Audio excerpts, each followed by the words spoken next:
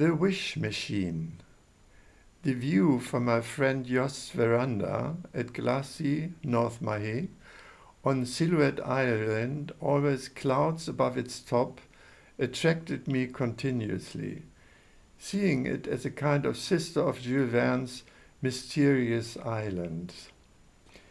In 1989, I invited a small party of about 15 people for a boat trip to Silhouette to celebrate my 55th birthday, and Isabel, my then dental nurse in the mobile dental clinic, had asked me if her half-sister Judy Padayashi might join in, and I agreed. I knew that there was a bonhomme du bois, this is how the local Creole people call a kind of shaman on the island, guys who know local plants and herbs and how to use them, for abortions among others, as I had been told. I was very keen to see him as a colleague in medicine, so to speak, and someone told us where to meet him, so we went up to his cabin, which we found empty and deserted, except for a great many of used bottles of Guinness. Disappointed, we returned down the hill and sat down on the concrete basement for an extension of the small hospital just being undertaken, and all of a sudden he emerged from out of the bushes and threw some items he had been collecting in the woods in front of our feet. This peculiar gesture caused a flash-like memory, that of Quick-Quack in John Huston's Moby Dick. He had been throwing a kind of dice, fashioned parts of bone to be precise, and at one throw he became kind of struck, the configuration predicting death, and ordered the ship carpenter to make a coffin, naming the precise measures. He then fell into a kind of catatonia in which he remained, even when being hurt by a knife of one of the shipmen trying to wake him up, which he only did when his friend Ismael was being attacked by knife-waving fellow seamen. Odd, weird memories linger for reasons unexplainable. One of mine is remembering lectures in chemistry, which I had to follow studying dentistry.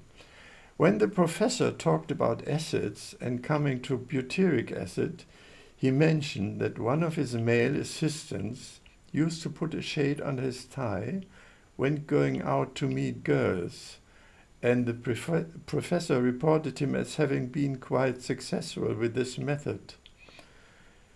It has to be mentioned, however, that this smell, I tried it, is nothing of a fragrance. Anyhow, much later I had asked Isabel to contact the bonhomme du bois again and ask him to compose a liquid for myself, bearing in mind this butyric acid method, a supposedly efficient way to find Mr. or Mrs. Right. And much to my surprise, I did receive, a few months later, a brown plastic bottle with a liquid I never used. The order by the producer was to spread some on my face when going out. All of my works take time to ripen, and objects, images, ideas to be assembled. One day I discovered on my way to University Hospital, in the junk put at the roadside to be collected by the refuse collection, a fairly well-preserved medical tablet, normally used to serve people confined to bed. I took it with me, painted the surface with the paint of the odd yellowish tone you would find in any doctor's office in the 50s, in Germany anyway. This color reinforcing the overall idea of sickness. Having so found the striking way of how and where to arrange what I had kept from the meeting on Silhouette, I arranged to the best of my memory what the bonhomme had thrown on the concrete, the liquid in a chemical glass container with precautionary measures to prevent evaporation, and hardly any of the liquid got lost from 1989 till 2024. The only thing I added to the authentic object is the shell. The complete object now being covered by the acrylic case, thus creating distance and unattainability, and was put on legs painted black outside and red inside, the hell. So here we are with an offer to reconsider wish and wishing, and in a wider frame, belief, faith and believing, religion.